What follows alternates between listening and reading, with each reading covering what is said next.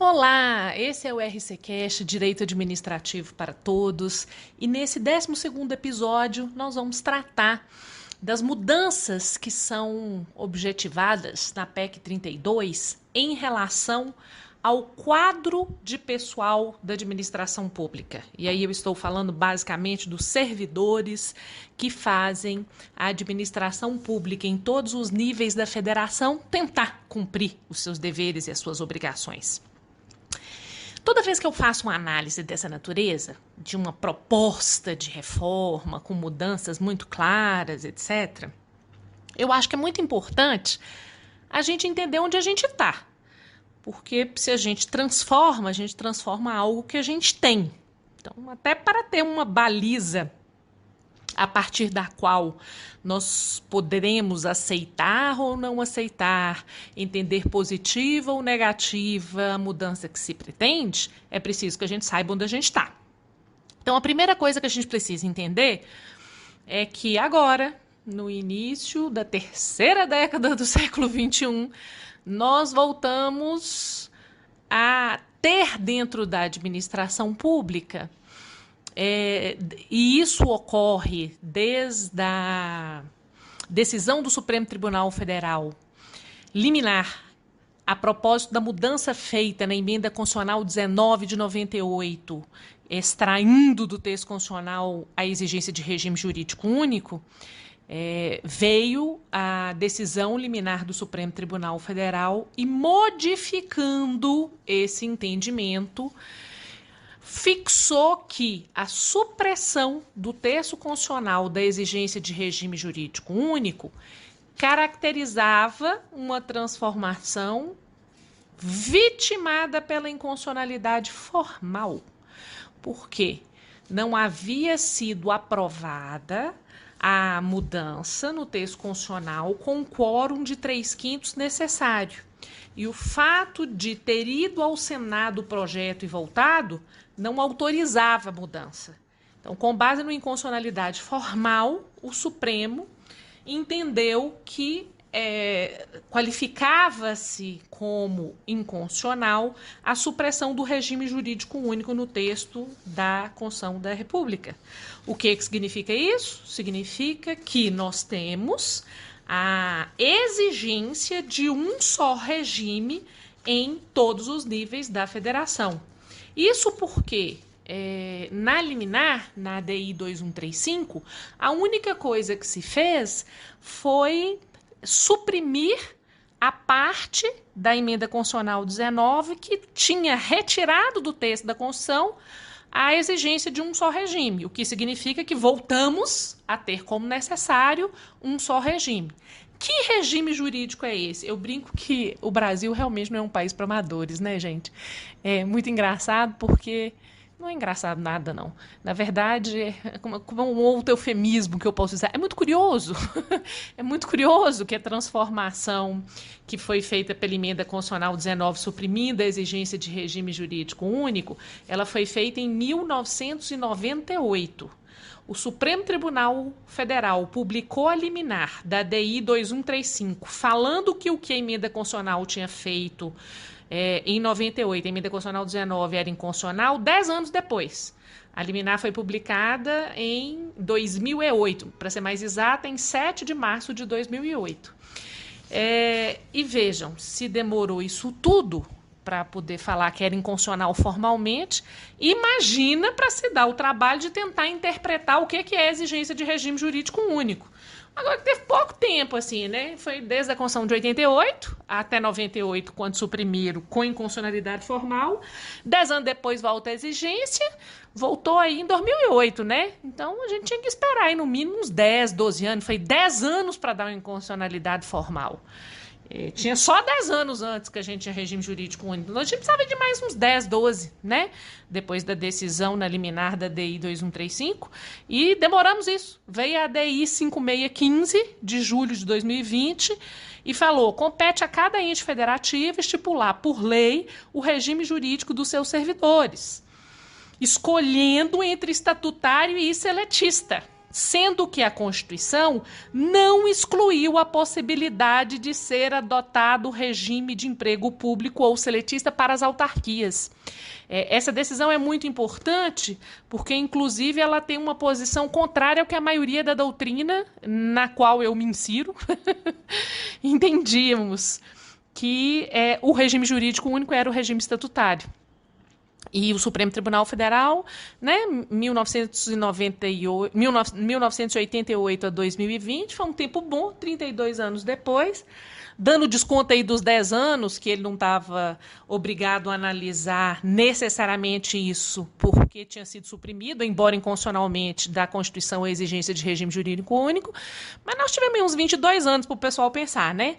E aí eles resolveram mesmo que se quiser, uma autarquia, que é uma pessoa pública, pode ter o seu quadro submetido ao regime seletista. Tenho sérias restrições em relação a isso, mas uma das frases que eu tenho mais dito no ano de 2021 é assim: a gente precisa saber perder, né? Então, para mim, fica claro que quem tem uma posição no sentido de que o melhor regime para estabelecer vínculos entre pessoas administrativas de direito público e seus servidores é o regime estatutário, quem pensa assim perdeu. A gente senta no meio-fio, chora, lamenta. Eu acho que realmente o regime da CLT ele não é adequado nem para as autarquias, nem para as pessoas federativas, nem para as fundações públicas de direito público, mas o Supremo não pensa isso pelo pleno. Então, sorry, Raquel, vamos aceitar. O fato é que, apesar de agora o Supremo falar que pode ser escolhido o regime seletista por lei para se aplicar, ele estabeleceu isso em relação às autarquias, e aí eu entendo que em relação às outras pessoas públicas, ainda que entes federativos, o entendimento vale. Embora o Supremo tenha dito isso, a verdade é que no Brasil, a União, a quase totalidade dos municípios e os estados adotaram o regime estatutário como regime jurídico único. Tem alguns municípios que adotaram o regime seletista, mas a regra foi a adoção do regime estatutário. Então, a gente está no momento hoje em que, na administração direta, autárquica e fundacional, a gente tem um regime estatutário que significa o quê? Significa que os direitos e os deveres dos servidores estão colocados unilateralmente em diplomas legais, ou seja, leis aprovadas pelo parlamento, que fixam direitos, obrigações, como que extingue vínculo, quais são as garantias desse regime jurídico. Não é um acordo, não é um papel que o servidor celebra com a pessoa pública. É um conjunto de obrigações e de direitos que já são previamente estabelecidos em lei. E a partir do momento que a pessoa se vincula a um cargo nesse regime jurídico, ela se submete a esse conjunto de direitos e deveres. Uma das coisas que eu queria esclarecer com vocês é assim: para a gente saber o que e qual é o vínculo possível de se estabelecer entre a administração pública e quem executa a competência, é preciso que a gente faça algumas perguntas. A primeira pergunta é: com quem será firmado o vínculo, considerando-se a personalidade jurídica daquele ente ou daquela entidade, de direito público ou de direito privado, que representa, naquela circunstância, o espaço de exercício de competência administrativa. Então, em se tratando de administração pública no Brasil, a gente tem um parâmetro normativo definidor do que é administração pública do ponto de vista das suas espécies, já consagrado no próprio texto constitucional, que fala em administração direta e indireta. A administração direta são um conjunto de órgãos que integram uma pessoa federativa em determinado nível. Então, são os órgãos da União, são os órgãos do Estado, são os órgãos do município. Aí eu tenho a administração direta federal, estadual e municipal. A administração indireta, em todos os níveis da federação também, ela pode ser constituída por pessoa de direito público, autarquia ou fundação pública de direito público, ou por pessoa privada, empresa pública, sociedade de economia mista e, onde é possível, em Minas Gerais, por exemplo, não é, no âmbito da União é, fundação pública de direito privado. E aí a primeira pergunta que a gente tem que fazer é: com quem esse agente público vai firmar o vínculo? E aí a primeira resposta que eu vou dar é: o agente público vai firmar o vínculo com as pessoas privadas da administração indireta. Quem são as pessoas privadas da administração indireta? Empresas públicas e sociedades de economia mista. Então nós estamos falando de Copasa, nós estamos falando de Eletronorte, empresas públicas e sociedades de economia mista diversas. Banco do Brasil, Empresa Brasileira de Correios e Telégrafos, Eletrobras. Nós estamos falando dessas entidades. Em relação às pessoas privadas, desde a Constituição de 88, qual que é o regime jurídico de pessoal para seu quadro de pessoal? Seletista, de emprego público. Como é que as pessoas acessam esse emprego público? Como é que elas conseguem firmar um contrato de trabalho com a Eletrobras, com os Correios, por meio de concurso público? Então, o regime é da CLT, mas as pessoas são aprovadas em concurso público. Ok? Ok. Era assim em 88? Era. Teve mudança depois? Não. A PEC 32 quer mexer nisso? Não. Então tem uma parte que era e continuará, que é a parte do quadro de pessoal das empresas públicas e das sociedades de economia mista, que sujeitam-se esses empregados públicos ao regime da CLT. As pessoas falam: por que a PEC não quer mudar isso? Porque, na verdade, o plano é a privatização dessas entidades, né, gente? A ideia é não ter pessoa privada na administração indireta. Acredito eu que não tem muita preocupação com esse pessoal, porque se vender a estrutura dessas empresas, ou elas se extinguem enquanto parte do Estado, se tratar de entidade que explora atividade econômica, ou elas, em relação ao quadro de pessoal das empresas que sejam prestadoras de serviço público, elas terão de verificar como que será possível extinguir este vínculo, respeitando-se as restrições decorrentes da própria natureza pública da entidade exercida, com toda a controvérsia que vocês puderem imaginar no mundo que existe em relação a essa parte, que eu realmente sei que não é uma controvérsia irrelevante. É uma controvérsia que tem ensejado bastante problemas e bastante dificuldades para que a gente possa, de fato, definir como que isso se dará. De todo modo, enquanto não ocorrida a privatização dessas entidades, pessoal seletista admitido por concurso público. Perfeito, perfeito, acabou, acabou. Então, o que a gente tem que prestar atenção? No grosso, que são municípios, mais de 5 mil, os estados-membros, a União Federal e as entidades autárquicas e fundacionais de direito público em todos esses níveis da federação. É gente para danar. Hoje, antes da PEC 32, o que eu tenho que fazer como segunda pergunta? A segunda pergunta que eu tenho que fazer é: qual é a natureza da atividade que justifica o estabelecimento do vínculo entre agente público e administração direta, autárquica ou fundacional? Raquel, a natureza jurídica do vínculo é uma natureza precária para atender uma necessidade transitória, que é de excepcional interesse público. Então, tem determinabilidade temporal da demanda, é uma situação que não é contínua, é uma necessidade temporária, mesmo se ela é permanente, o recrutamento é por um tempo, porque é uma demanda mensurável, mesmo que ela não seja exatamente extraordinária, mas ela é de excepcional interesse público. É alguma coisa que é fora do ordinário. Então, se eu tenho essa demanda transitória, aí vem aquele exemplo clássico, né? Por exemplo, eu quero contratar alguém para trabalhar no IBGE para fazer o levantamento que é sazonal, que a gente não faz todos os anos de toda da década. Você faz em alguns anos de uma década, por exemplo. Então é uma demanda sazonal. Se é uma demanda sazonal, eu posso fazer contratação temporária? Pode. A Constituição Federal estabelece que a lei, artigo 37, inciso 9 da Constituição, tá? A lei estabelecerá os casos em que poderá ocorrer a contratação por tempo determinado nas hipóteses de excepcional interesse público. Então, precisa ter uma lei em cada nível da federação que enumere as hipóteses que vão admitir essa contratação temporária. Pergunta: precisa de concurso? Não, não precisa de concurso. E para rescindir o contrato, precisa de alguma formalidade específica? Veja, é uma necessidade por tempo determinado. Então, pode romper o contrato sem problema, sem maiores restrições, respeitando-se apenas o que tiver sido fixado em matéria de procedimento da lei daquele determinado nível da federação. Raquel, mas na verdade as necessidades temporárias não são tão grandes. A maioria das necessidades da administração direta, autárquica, fundacional, federal, estadual e municipal são necessidades contínuas. E aí, qual é o regime jurídico? Bem, aí nós temos que fazer uma outra pergunta. A pergunta é: qual é o tipo de atividade que o agente público exercerá?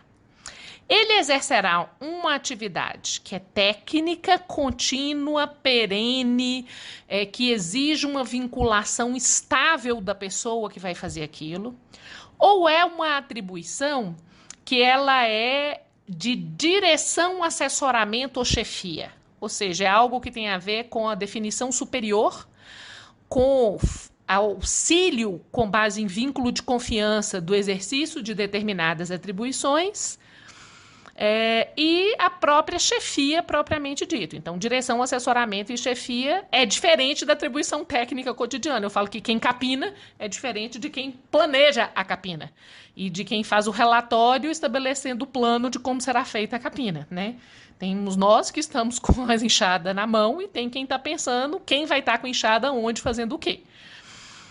Nos casos de atribuições de direção, assessoramento e chefia, o atual artigo 37, inciso 5º da Constituição, admite que essas atribuições possam ser exercidas na administração direta, autárquica e fundacional por cargos comissionados ou função de confiança. Função de confiança eu vou ignorar aqui agora, porque a função de confiança ela tem que ser necessariamente exercida por uma pessoa provida em cargo efetivo, que eu vou falar dele daqui a pouco, e aí você vai ficar tranquilo, vocês vão entender. O importante agora é a gente falar dos cargos comissionados ou cargos de confiança.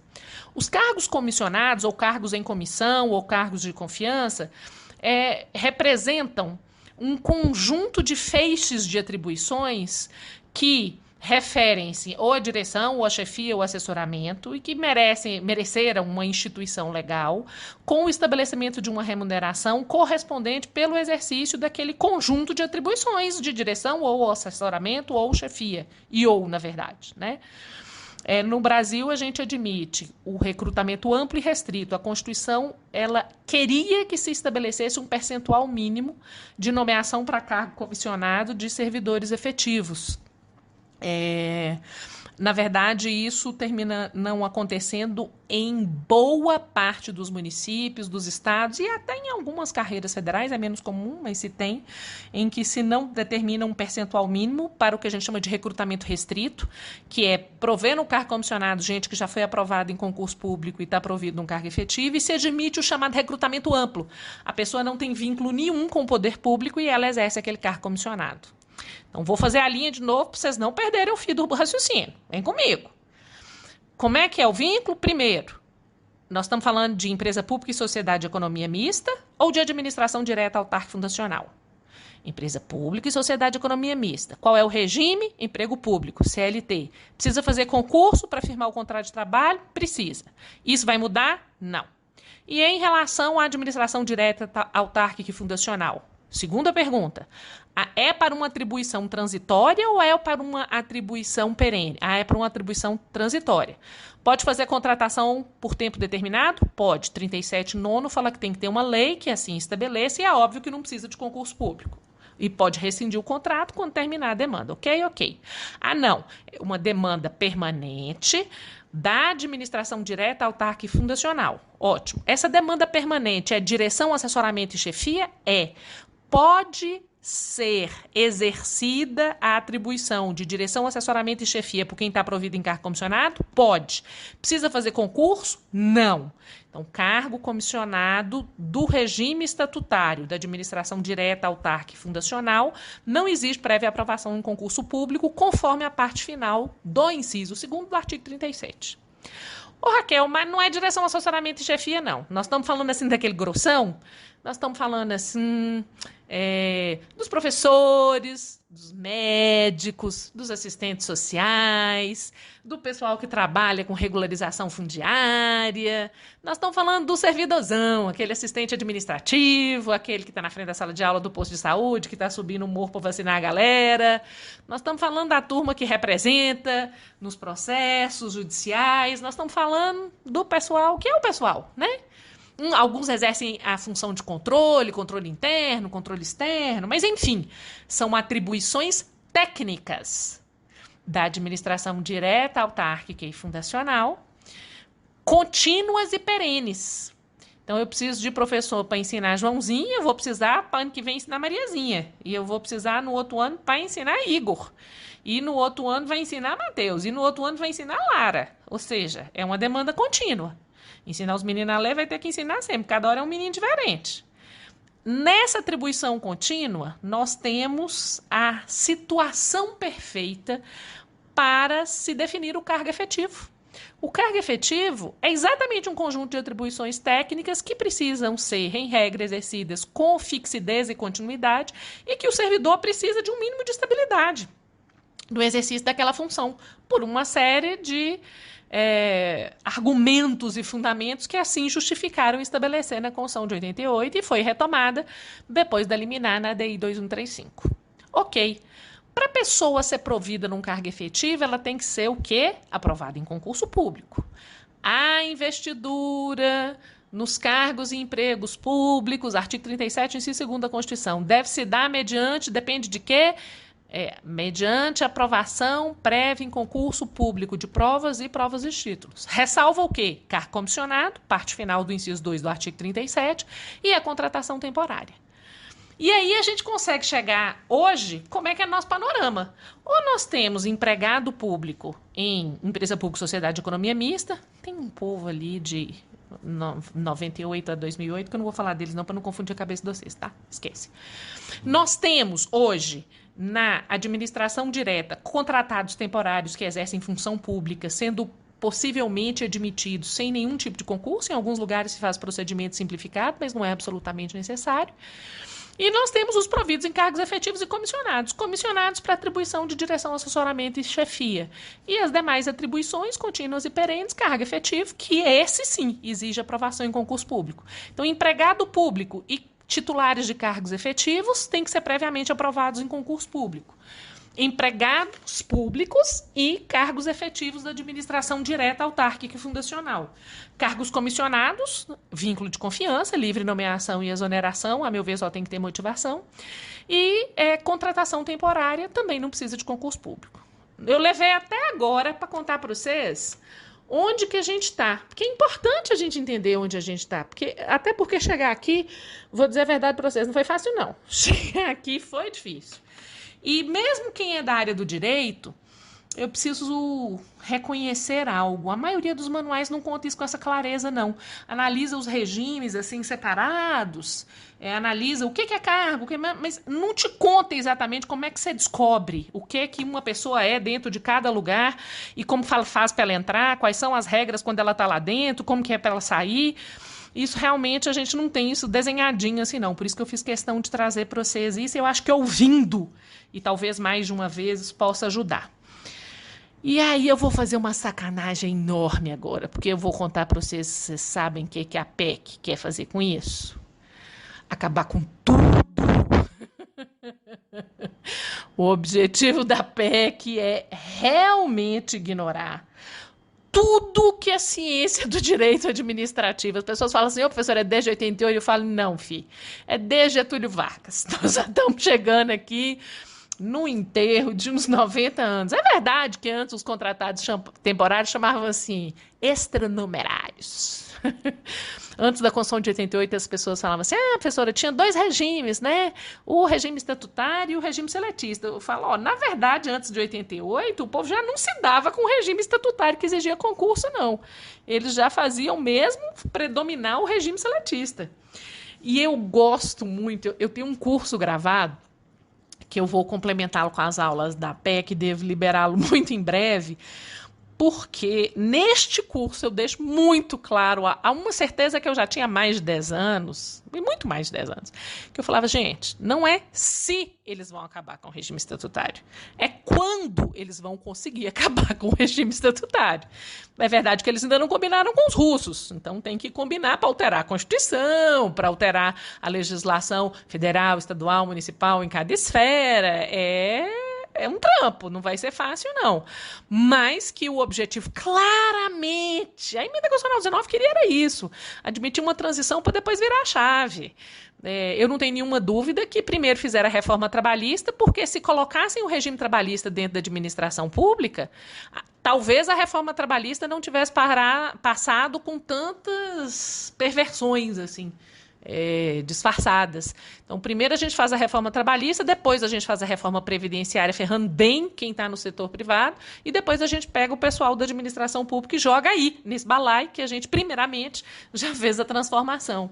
E, para mim, fica muito clara a caixinha de maldades, e aí minha postura, que foi inicialmente gostar da PEC, eu já terminei a PEC já desconfiadíssima dela. Eu já terminei com pitadas de psicopatia no meu cérebro. Eu só escutava essa frase. Porque, na verdade, qual é o objetivo agora? Primeiro, não vai ter mais esse negócio que a gente demorou anos para definir, que o Supremo, toda vez que cria cargo comissionado, que não é para a direção, assessoramento e chefia, o Supremo vai lá e dá inconstitucionalidade.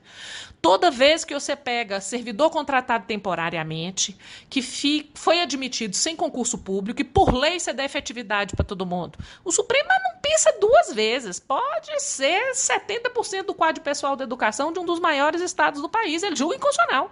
Fala, tira esse povo daí. Então, nós demoramos muito para amadurecer institucionalmente e conseguir fazer valer o que a Constituição estabeleceu como restrição em relação a quadro de pessoal e que, na verdade, as resistências são até hoje imensas. E aí agora não vai ter mais o que resistir, né, gente? Porque eu vou contar para vocês que agora vai de mudar tudo. Primeiro, nós vamos ter agora 5 categorias. Não vai ter mais cargo efetivo, não vai ter mais cargo comissionado. O regime de emprego público ele não é mexido, porque a parte da empresa pública, sociedade e economia mista permanece. A contratação temporária também não continua como está. O que estabelece a PEC? Ela cria, primeiro, uma categoria que é cargo com vínculo por prazo determinado. E cria uma outra categoria, que é o chamado cargo típico do Estado. Se for para eu fazer uma comparação assim, bem grosseira, tosca, esses dois correspondem ao atual cargo efetivo, a meu ver. O que atualmente é cargo efetivo, cria-se uma categoria e outra categoria que não é exatamente o cargo efetivo. E mais para frente vocês vão entender por quê, porque o cargo efetivo atualmente ele se destina para as atribuições técnicas contínuas e permanentes. E o cargo com vínculo por prazo indeterminado e o cargo típico de Estado não tem essa vinculação. A gente não sabe muito bem para que há, inclusive, a diferença entre cargo com vínculo por prazo indeterminado e o cargo típico do Estado. Aliás, a gente não sabe, não, a gente sabe.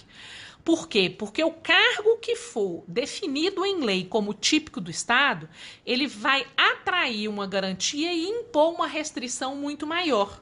Quem for titular de cargo típico do Estado não poderá exercer nenhuma outra atividade remunerada. Veja bem, nem privada. Não poderá acumular nada. Quem tem cargo típico do Estado vai ter aquele cargo típico do Estado e pronto.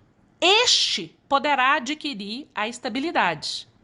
Então, ele pode acumular, ele pode adquirir a estabilidade.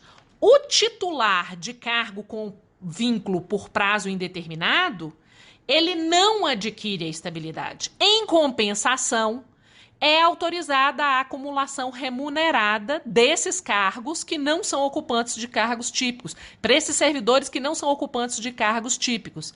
Aí só precisa que haja compatibilidade de horário e não haver conflito de interesse. Vocês estão começando a perceber uma coisa, que o X da história é saber o que é cargo típico e o que é cargo com vínculo por prazo indeterminado? É óbvio que isso não está na PEC, né? Isso vai ser definido depois. Depois a gente vê qual que é típico, qual que não é típico. Vamos deixar para depois. E tem uma coisa curiosa. A PEC não fala em cargo exclusivo, como se falava anteriormente. Em algumas situações, a Constituição anteriormente falava em cargo exclusivo. Agora não fala em cargo exclusivo, mas não. Agora fala em cargo típico. E cargo típico vai ser definido na legislação. Então, uma lei complementar vai definir normas gerais, e essa é a regra que está lá na frente no artigo 39, e essas normas gerais, quando do seu estabelecimento, a gente vai ter a definição do que é cargo típico e do que não é. O que não for cargo típico e for cargo, vai ser cargo com vínculo por prazo indeterminado. E aí não vai adquirir estabilidade o servidor que for provido nesse cargo. E ele vai poder acumular o que ele quiser. Não é por nada, não. Eu acho que eu fui a única pessoa que teve coragem de falar isso ou que chegou a identificar. Talvez porque no final da primeira leitura eu já tinha identificado as tais pitadas de psicopatia. Para mim é uma proposta muito clara, assim, se você quer ter um cargo típico e ter o benefício da estabilidade, me dê a sua alma. Você não vai poder acumular com mais nada. Você vai ser totalmente dependente de mim e você nunca mais vai conseguir sair daqui, porque nós vamos ferrar a sua vida tanto. Quem conhece os intestinos do Estado sabe como é que é, né? Colocam-se dificuldades e pressões e que a pessoa, depois de um tempo, ela já não consegue mais largar aquilo para dar outro rumo à vida dela. E não tendo experiência fora, aí que não consegue mesmo. Estando preso dentro de uma estrutura administrativa com uma lógica completamente diversa da lógica do mercado, quem tiver no exercício de cargo típico, nem se quiser mudar o caminho, o rumo da vida, consegue mudar mais. E aí você tem a outra situação, que é o titular do cargo com vínculo por prazo indeterminado, ou seja, ele não é típico, ele não tem estabilidade. E aí é meio que assim, você não tem estabilidade, mas você pode acumular tudo que você quiser. Na verdade é meio assim, quanto menos você trabalhar para o Estado, é uma autorização, né? Pode trabalhar fora aí o tanto que você quiser, bobo. Vamos fazer só a compatibilidade de horário, ter certeza que não tem conflito de interesse, mas cuida aí de sua vida, não vou te dar estabilidade mesmo. Então você ganha dinheiro por fora, eu vou te pagar pouco. Quanto mais burro tiver o povo que tiver aqui dentro, vai ser melhor. E aqui agora a gente segue. Nos dois casos, é preciso que haja aprovação em concurso público de provas ou provas e títulos, com cumprimento de um período mínimo que é chamado vínculo de experiência, e aí vem uma terceira categoria que não existia, eu vou explicar para vocês daqui um pouco. E as pessoas que se classificarem durante esse vínculo de experiência, dentro de um quantitativo previsto no edital, sendo os melhores avaliados, estes serão nomeados para o cargo com vínculo por prazo indeterminado ou para o cargo típico do Estado. Nos dois casos tem que ter aprovação no concurso, nos dois casos vai ter um período que é o período de experiência, que a pessoa tem que ter um desempenho satisfatório, e nos dois casos, durante esse vínculo de experiência, as pessoas vão ser avaliadas e os mais bem avaliados nesse período, dentro do quantitativo do edital, serão nomeados ou para o cargo efetivo ou para o cargo com vínculo com prazo indeterminado. Aí vocês vão perguntar assim, esse é o estágio probatório? Não, amor, né? Não. Esse é um vínculo de experiência durante o concurso. A pessoa vai ser nomeada depois que ela for avaliada no vínculo de experiência. Um vínculo de experiência é como se fosse assim, é um estágio da vida real, assim, como se antes de você formar na graduação, você fizesse um estágio durante o concurso público. As pessoas falam, mas que novidade é essa, né? Não é novidade, não. A gente já tinha isso. Eu sempre acompanhei a previsão de cursos de formação nas áreas militares. Então, Corpo de Bombeiros, Policial Militar, tem um curso de formação. Aí as pessoas falam, mas então se tinha é um trem bom, né? Depende. Por que a gente tem que ter curso de informação quando se trata de concurso público da área militar? Porque as pessoas que fazem o concurso, para serem providas nos cargos específicos, elas têm que dominar e demonstrar aptidão que não é possível da pessoa desenvolver fora de um treinamento interno à instituição. Então, ninguém vai aprender a atirar, a sobreviver no meio da mata, comendo galinha, quebrando os pescoços, se a pessoa não fizer um curso de formação dentro daquilo que é esperado. É uma habilidade que você não obtém fora, mostra e aí você entra. É uma habilidade que você tem que aprender e demonstrar que aprendeu durante o processo em que se seleciona quem entra. Então, a meu ver, faz muito sentido isso. cursos de formação, sendo a última etapa do concurso, essa etapa em que a pessoa é treinada e demonstra que passou no treinamento, isso é cargo de delegado, é altamente razoável. E nós tivemos um estado membro do país que tinha, eu até esqueci o nome desse vínculo de experiência lá, o Rio de Janeiro. E era uma problemada sem tamanho. Eu ouvi uma live super bacana que falou sobre isso, foi a Vanice Lírio. Eu gosto muito dela, é uma procuradora do município do Rio de Janeiro. Ela falou, olha, aqui deu muito errado esse negócio, não prestou não. E veja, do jeito que está aqui na PEC, não tá bom não, porque fala os mais bem avaliados. Sabe Deus, que avaliação vai ser essa? Que critérios vão ser esses? Não fala que os critérios têm que ser objetivos, não fala nada. É pânico, horror. Então, até agora a gente tem cargo com vínculo por prazo indeterminado, cargo típico do Estado e vínculo de experiência. Vínculo de experiência é esse períodozinho durante o concurso do cargo típico do Estado e do cargo com vínculo por prazo indeterminado. Nos dois cargos, a pessoa, para neles ser provida, tem que ser aprovada no concurso, passando pelo vínculo de experiência, inclusive. Aí ela vira servidora provida no cargo. No caso do cargo típico, não pode acumular, adquire estabilidade. No caso do cargo com prazo por vínculo indeterminado, não adquire estabilidade, mas pode, autorizada a acumulação remunerada. Só precisa ter compatibilidade de horários e ter evidência de que não tem conflito de interesse. Aí as pessoas falam assim, nossa, já tá difícil. Essa hora eu já tô assim, mais desanimada, sabe? Já vou perdendo o ar, assim. Puxo o ar, graças a Deus, tô doente não, viu, gente? É desânimo mesmo. É outra coisa, não com a glória do Senhor. Mas vou contar para vocês, vai dando tristeza assim no coração da gente. Aí a gente fala assim, chegou? Aí a gente fala, não chegou não. Porque nós ainda não tratamos o que vai ficar no lugar dos cargos comissionados. Lembra? Os cargos comissionados. Cargos comissionados eram para atribuições de direção, assessoramento e chefia. Estão lembrando? Então, agora não é mais não. Agora, os cargos comissionados vão ter os critérios mínimos de admissão. Primeiro, eles não chamam comissionados, eles chamam cargos de liderança e assessoramento. Ok. Os cargos que são chamados de liderança, não fica pensando que o que eles têm de matéria autorizativa para que possa ter o exercício é liderança e assessoramento só não. Não fica feliz não.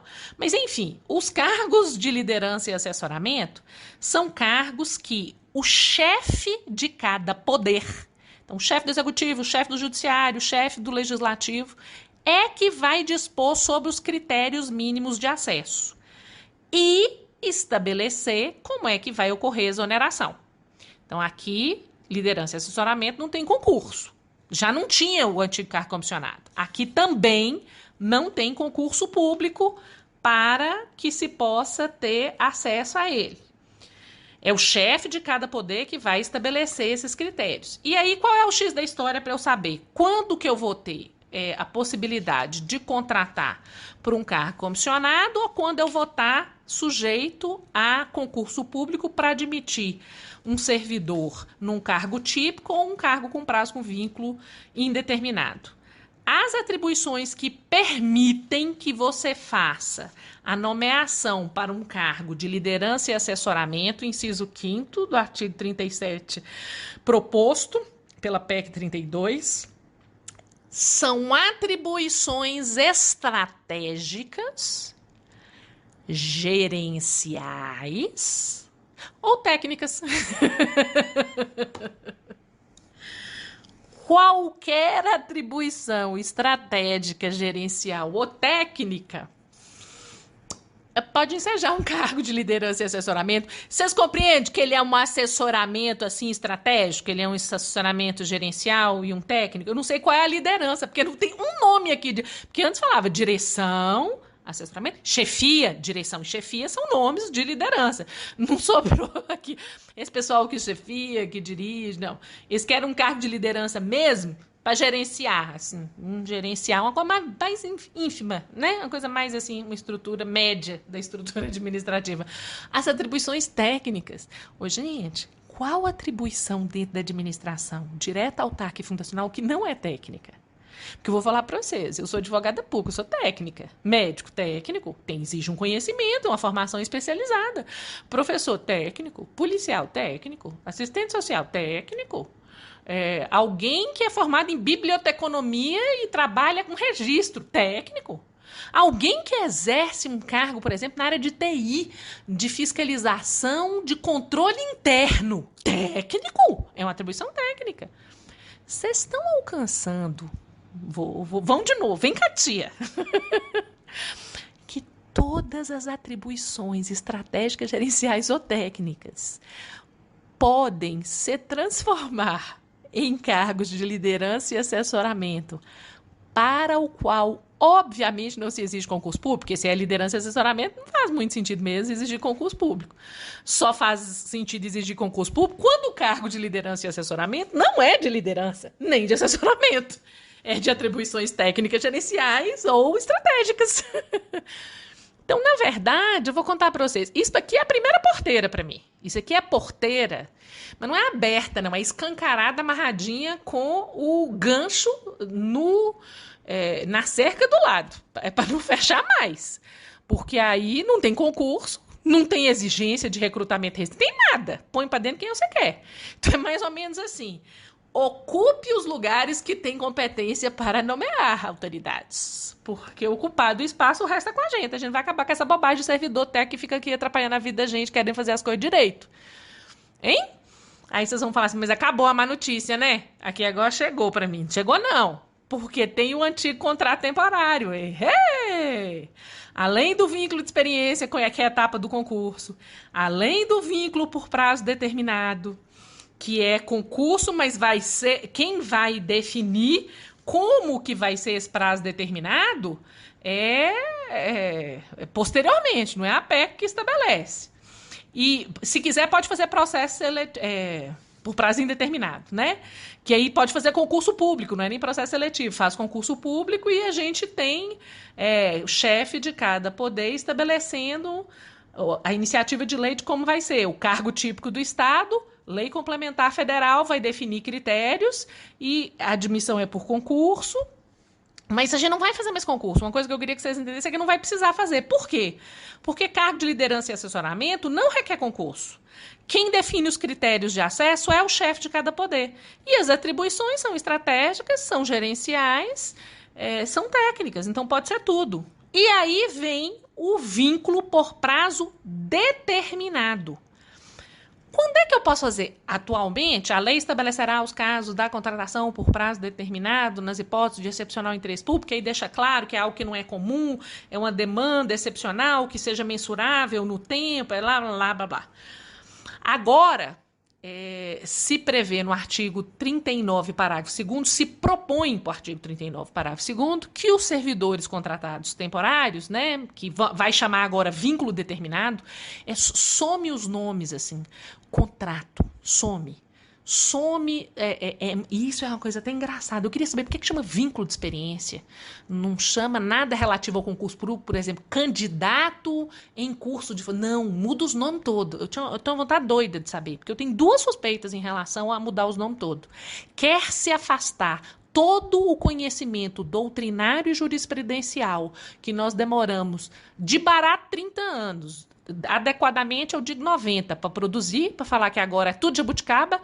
E se eu não uso o que existia antes e invento algo novo, eu invento algo novo com tudo que vem junto, né? Eu posso estabelecer tudo que eu quero, não tem mais nenhum limite. Eu não tenho mais nenhum limite prévio, constitucional, científico dos estudiosos, dos doutrinadores, das jurisprudências anteriores. A gente acaba com tudo que existia antes e terra arrasada a gente vai adiante. Qualquer feijãozinho que plantar ali, se quiser chamar feijão de milho, pode. E se quiser chamar de ave amarela, também pode, porque é outra coisa. E aí nós temos em relação à ave amarela, que é o vínculo de experiência, que ele pode se estabelecer. Tem o primeiro inciso, que é super normal. Necessidade temporária decorrente de calamidade, de emergência, de paralisação das atividades essenciais e de acúmulo transitório de serviço. Calamidade e emergência, beleza, 2 palitos, já servia para isso mesmo, na maioria das leis. paralisação de atividade essencial, aí eu já acho pacotinho de maldade. Tipo assim, se alguém qualquer hora resolver fazer greve, a gente não só corta os pontos como o judiciário já vem deixando, como a gente vai contratar temporariamente. Depois a gente manda eles embora de algum jeito que eu ainda não sei qual é. Se for vínculo indeterminado, não tem estabilidade, manda embora mesmo. Se for empregado público, manda embora mesmo. Se for outro, por vínculo temporário, rompe o vínculo, manda embora mesmo. E se for vínculo de experiência, tira do concurso. Ou seja, vai ter um certo trabalhinho para os titulares de cargo típico. É pouco. E aí vem, no final do inciso primeiro, a proposta de acúmulo transitório de serviço. Eu acho que vai ter contratação temporária para sempre, porque acúmulo de serviço com um Estado que não faz concurso em nenhuma das suas esferas, porque não tem nem dotação orçamentária para isso, e que a gente vive um sucateamento claro, é só trabalhar dentro da administração pública que a gente vê redução de condição de trabalho, de infraestrutura, eu falo que de ausência de computador, prédio que funcione, que não esteja caindo. A gente vive tudo dentro das estruturas da administração. Então, a contratação temporária está aí o tempo todo, né? Inciso segundo, atividades, projetos ou necessidades de caráter temporário ou sazonal com indicação expressa da duração do contrato. Esse é o mais normal de todos, porque é a sazonalidade propriamente dita, ok. E aí vem o terceiro, que fala assim, pode ter vínculo por prazo determinado, sem exigência de concurso público, no caso de atividades ou procedimentos sob demanda. Atividades ou procedimentos sob demanda. Eu quero saber o que não é sob demanda da atividade administrativa do Estado. Porque, veja bem, eu estou para fazer uma nota jurídica de hoje para amanhã, sob demanda. Alguém me demandou. Raquel, eu posso fazer isso? Aí eu vou falar, pode, mas tem que fazer isso, isso, isso e isso. Compreendeu? Se fizer aquilo, dá errado assim. Se fizer isso, dá certo assim. E o melhor caminho que eu acho é esse aqui. Agora vai. Demandou, a gente faz. Alguém demanda, ensina esse menino a ler. Alguém demanda, anda com bota na lama e vai lá vacinar um velhinho. Alguém demanda, mantenha policiamento ostensivo. Faça fiscalização para não deixar destruir o meio ambiente. Realize uma obra, pavimente uma estrada. Ou seja, toda vez que demandar, vai poder fazer contrato, que não chama contrato, ainda chama de contrato, às vezes é ato falho. Vínculo por prazo determinado, e aí você pergunta, tem que fazer concurso? Não, né, gente? Se é por prazo determinado, a rigor não faria sentido mesmo fazer concurso, não. Mas é que é um prazo determinado que não é muito determinado, vocês estão alcançando, porque uma necessidade sob demanda pode ser uma demanda longa. Então, a gente tem alguns problemas na proposta das atividades que ensejam a contratação temporária. E a coisa, eu acho que fica tão feia que a cara desse queima um pouco, eles falam assim, olha, no caso da contratação de vínculo por prazo determinado, se quiser, pode fazer procedimento seletivo simplificado. Aí as pessoas perguntam, o que é procedimento seletivo simplificado? É um procedimento que a gente faz quando a gente quer fingir que a gente está fazendo concurso, mas não está fazendo concurso. Então, eu não preciso fazer uma prova para poder selecionar. Não precisa ser provas de títulos ou prova. Posso fazer uma análise de currículo, posso assim, fazer uma entrevista, posso assim, fazer essas coisas para admitir as pessoas que vão trabalhar sob demanda. E aí, gente, eu acho que a essa altura eu já estou usando humor, porque ou é isso, ou é cair no choro, né? Um país como o nosso, que tem uma tradição tão corrupta, filhadista, nepotista. Gente, as instituições no Brasil não funcionam. A gente integra como servidores essas instituições. Tem um pacto de silêncio, né? Para não falar. Mas não funciona, não. E eu vou dizer a verdade para vocês. Não funciona não é por causa dos servidores, não. É por causa das engrenagens corroídas. É por causa da Matrix. A Matrix é feita para esmigalhar os servidores que querem fazer diferença. Eu tenho muito essa sensação dentro da estrutura administrativa. E todo mundo fica fazendo discursos lindos, sob sorrisos, de preferência na imprensa. E na prática, quando você espreme, não sai caldo, sai odor fétido. E nós estamos fazendo uma PEC 32 que diz que vai dar segurança jurídica, selecionar os bons, acabar com a bandalheira do servidor que não trabalha nada. E o que a gente vê é que é uma estrutura para botar para dentro os amigos do rei, sem nenhum critério objetivo, deixando tudo para normatização subsequente, que provavelmente vai ser imposta do nível federal para baixo, goela abaixo, porque aí tem uma outra norma que eu acho complicadíssima e inconstitucional. Esse é um dos que eu acho que é o bode, né? Bota o bode que depois tira o bode, o povo fica feliz. Tanto que eu nem perco muito tempo falando dele, não. Que é o fato de se prever que uma lei complementar federal vai praticamente regular tudo em todos os níveis da federação. Lei complementar federal disporá sobre normas gerais de gestão de pessoas. Quem vai determinar como que um município gere suas pessoas é a União. Política remuneratória e benefícios. Quem vai determinar como que as carreiras do Estado receberão remuneração é a União. Organização de força de trabalho do serviço público, além da ocupação dos cargos de liderança e assessoramento, né, que eu já pulei de propósito.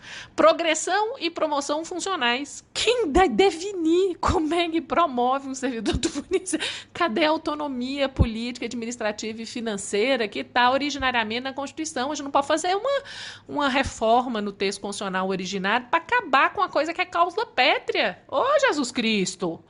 Lei Complementar Federal vai estabelecer desenvolvimento e capacitação de servidores, duração máxima da jornada para fins de acumulação remunerada, no caso, né, do vínculo com prazo indeterminado, perdão.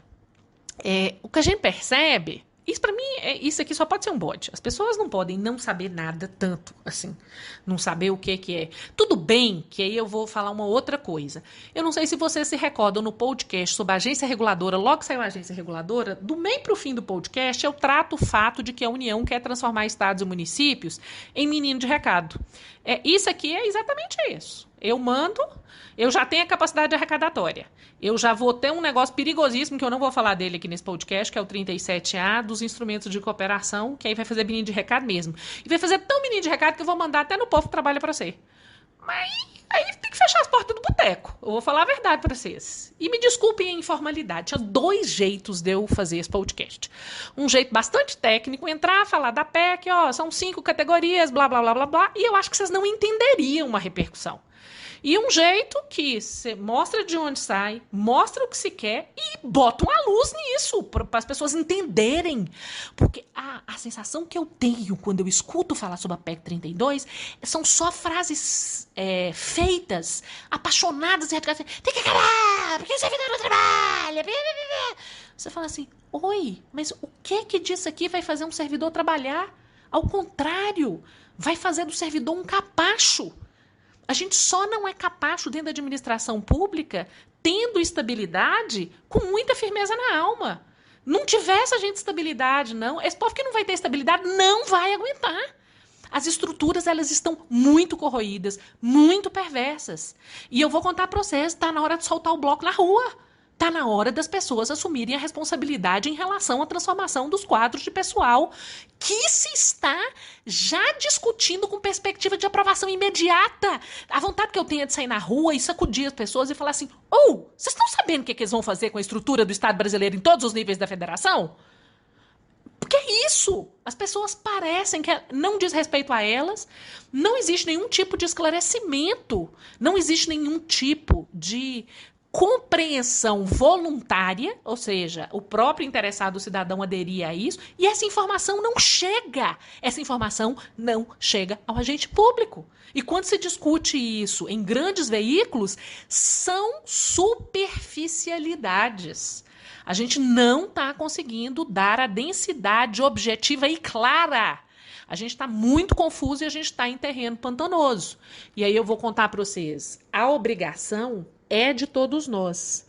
E o que eu peço a vocês bota o bloco na rua, vamos assumir essa discussão com seriedade, vamos tentar propor algo que de fato melhore a administração, não vamos destruir tudo que a gente demorou 9 décadas para funcionar ruim por algo que vai destruir o ruim e colocar algo pior. Lembra do que eu falei no podcast anterior? Não tenha a ilusão que a gente chegou no fundo do poço. No fundo do poço tem um alçapão. Eu vou dizer para vocês. Dentro do alçapão tem a PEC 32 e eu não sei o que está debaixo dela. Com isso tudo que eu falei com vocês, eu não tenho ideia do que pode vir pior. Abram seus olhos, estudem, envolvam, comprometam-se. Agora é com a gente.